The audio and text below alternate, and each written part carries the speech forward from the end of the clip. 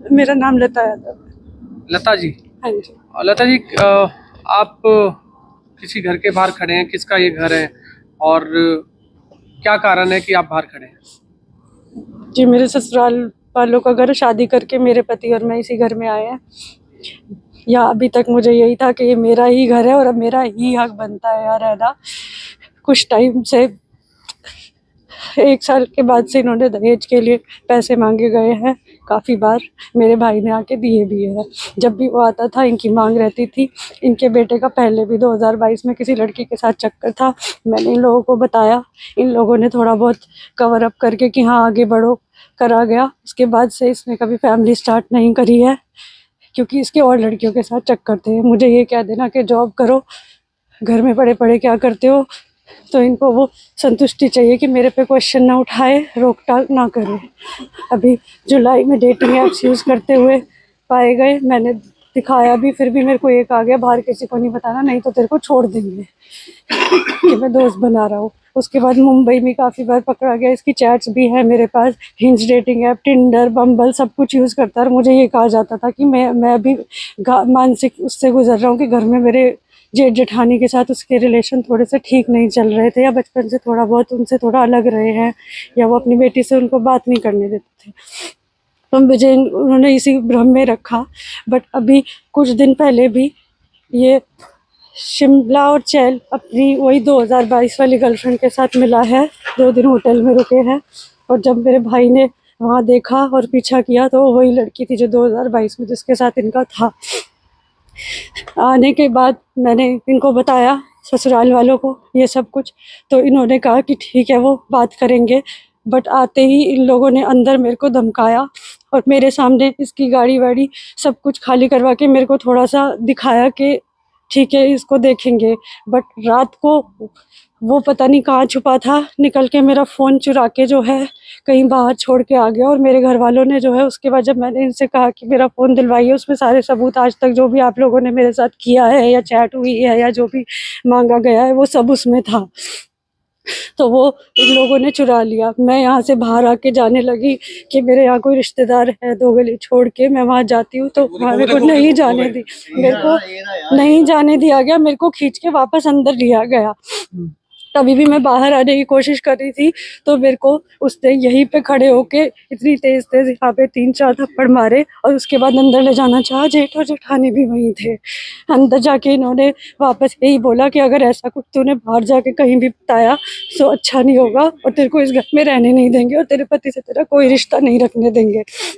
ये सब करने के बाद ये लोग मेरे को वापस अंदर लेके गए हैं। सास ससुर ने भी मेरे पे हाथ उठाया है। और उसके बाद जब मैं वापस बच के बाहर आई हूँ इतने में उन्होंने देखा है, मेरे कज़न आए थे उन्होंने बचाया है।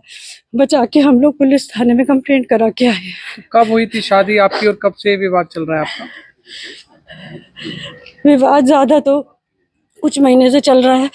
जब लड़कियों के साथ मुझे इसका मैंने फ़ोन में मिला है मेरे को सब कुछ, और 2-3 बार मैंने खुद से इसको पकड़ा भी है, तब से ज़्यादा चल रहा है। उससे पहले इन्होंने मारपीट मेरे साथ काफ़ी बार की है, जिसके सारे सबूत मेरे पास मेरे फ़ोन में भी थे कुछ, फिर भी मैं दिखा सकती हूँ।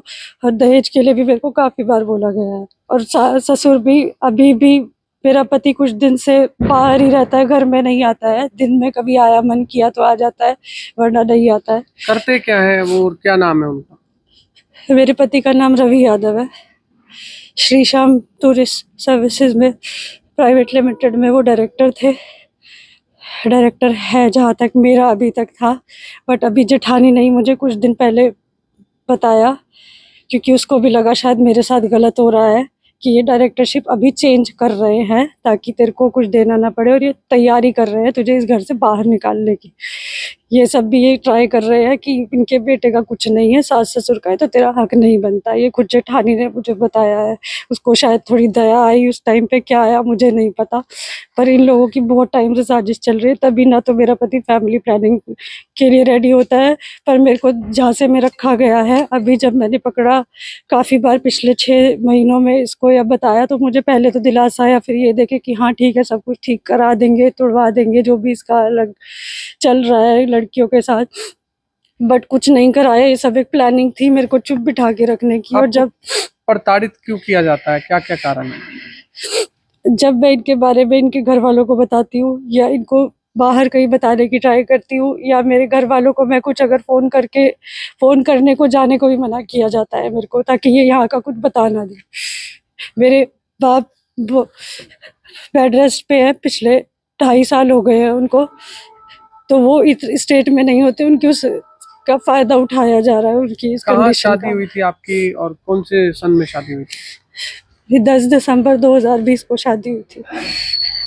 अभी 4 साल हो गए हैं मेरी शादी को, 4 से ऊपर हो गए हैं। तो क्या शादी के दौरान क्या कुछ